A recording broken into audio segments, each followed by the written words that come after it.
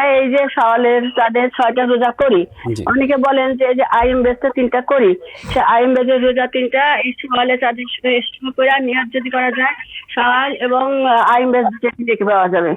শেখ, শাওয়ালের রোজা এবং আইয়ামে বীজের রোজা যদি একসাথে রাখি তাহলে কি আমরা দুইটা সিয়ামেরই সওয়াব পাবো কিনা? দেখুন, শাওয়ালের সিয়ামের ক্ষেত্রে একটু ডিটেলস বলা লাগবে। সেটা হলো শাওয়ালের সিয়া ফর মেন, শাওয়ালের সিয়াম For ফর women। উইমেন। জি। পার্থক্য আছে।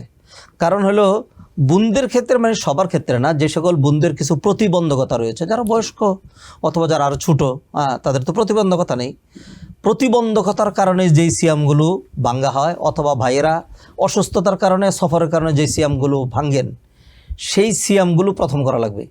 এটি হলো কথা। কারণ হলো অনেক ওলামায়ে কেরামগণ এটিকে শর্ত করেছেন। তারা বলছেন, নবীজি হাদিসে বলছেন, মান সামা রমাদান সুম্মা আতবাহু বিসিত্তিন মিন শাওয়াল, যে সিয়ামের, যে রমাদানের সিয়াম পূর্ণ করলো, তার তো সিয়াম পূর্ণ হয়নি, জি জি। তাহলে এটি হলো আগে রাখা।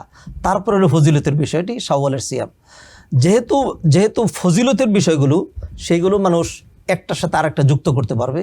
রমাদানের কাজা যেগুলো, সেইগুলোর সাথে শাওয়ালের সিয়াম অথবা আইয়ামেল বিদের সিয়াম এগুলো একসাথে করতে পারবে না। কিন্তু আইয়ামেল বিদের যে ফজিলত, এটা নফল ফজিলত, আর শাওয়ালের রোজার যে ফজিলত, সেটাও নফল ফজিলত। নফলের ভিতরে নফল ইনক্লুড হইতে পারবে।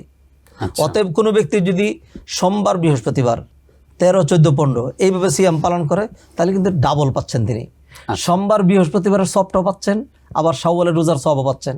ওইদিকে আইয়ামুল বিদের সওয়াবও পাচ্ছেন, আবার শাওয়ালের সওয়াবও পাচ্ছেন। অতএব দুটো নফলকে একসাথে করার কোনো অসুবিধা নেই।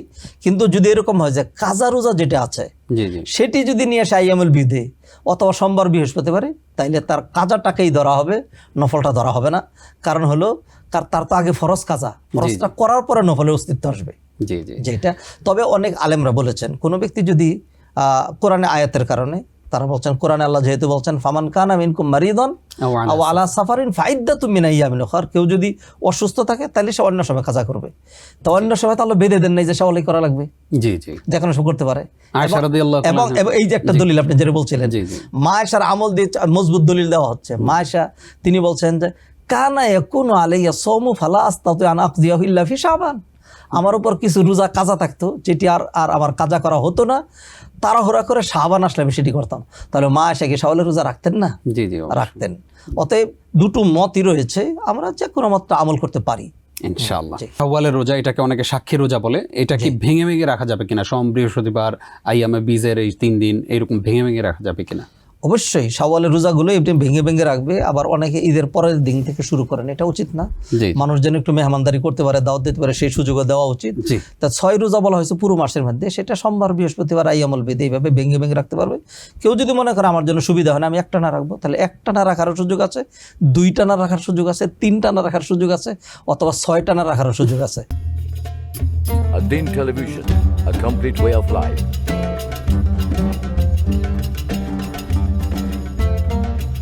প্রিয় দর্শক, ধন্যবাদ আদ্দিনের সাথে থাকার জন্য।